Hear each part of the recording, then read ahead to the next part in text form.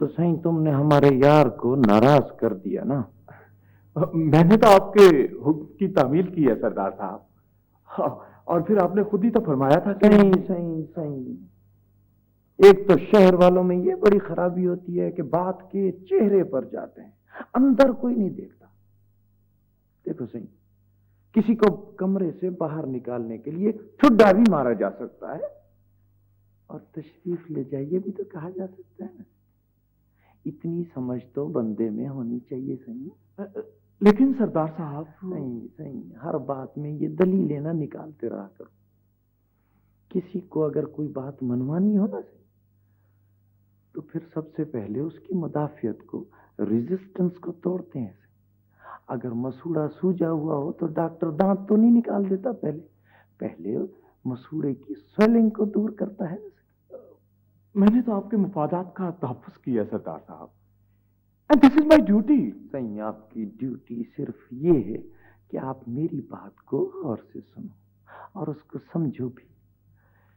ये डीड्स में जो पेपर्स वेपर्स होते हैं ना सही, उनसे ज्यादा ये बंदा काउंट करता है, बंदा।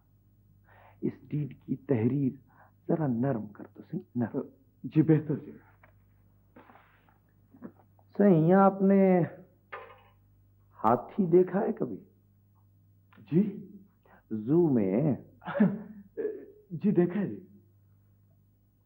तो फिर वो मुहावरा भी सुना होगा आपने कि हाथी के खाने के दांत और होते हैं और दिखाने के और से।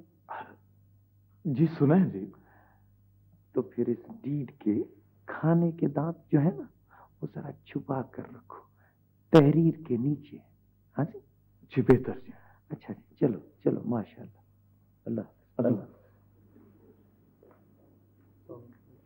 अस्सलाम वालेकुम।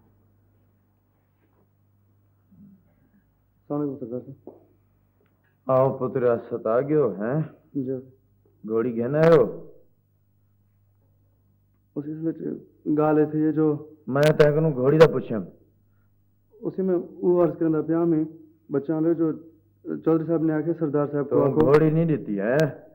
उसी में जड़ा उन्होंने दूसरा जानवर है ना, जड़ा पिछली रेस से भज जाए वो देंदे तन मेरे को। तो मैं आके मुझे सरदार साहब दा तो हुक्म अच्छा भाई अच्छा अच्छा, वो करम इलाई की था।